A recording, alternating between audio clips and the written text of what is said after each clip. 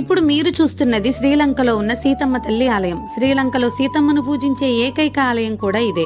ఈ ఆలయాన్ని సీతా అమ్మన్ ఆలయంగా పిలుస్తారు. ఇక్కడ మరొక విశేషం ఏంటంటే, లంకా నగరాన్ని తగలబెట్టిన మన హనుమను ఇక్కడ ఎంతో భక్తితో పూజిస్తారు. అందువల్లనే ఈ ఆలయం మొత్తం హనుమ సింధూర రంగులో ఉంటుంది. ఇక్కడే మనకు హనుమ పాదముద్ర కూడా కనిపిస్తుంది. ఈ గుడి గురించి శ్రీలంక ప్రజలు చెప్పే కథ ఏంటంటే, లంకారాజైన రావణుడు సీతమ్మను ఈ ప్రదేశంలోనే బందీని చేసి ఉంచాడని, ఆమె జీవించిన ఈ ప్రదేశం వారికి ఎంతో పవిత్రమైనదిగా చెప్తారు. కానీ సీతమ్మ కన్నీళ్లు పడ్డ ఈ నేల అప్పటి నుంచి ఎన్నో సంక్షోభాలను ఎదుర్కొంటుందని, దానికోసమే ఈ గుడిని నిర్మించారని, సీతమ్మ వారి విగ్రహ ప్రాణ ప్రతిష్ఠ కోసం శ్రీలంక ప్రభుత్వం భారత ప్రభుత్వాన్ని సరయూ నది నీళ్లు అడిగిందని, ఆ నీటితోనే అమ్మవారి ప్రాణ ప్రతిష్టాపన కూడా జరిగిందని ఇక్కడి వారు వివరించారు. ఈ గుడిలో మనం ఎంతో ఆహ్లాదంగా ఉండే అశోక వాటికను కూడా చూడవచ్చు.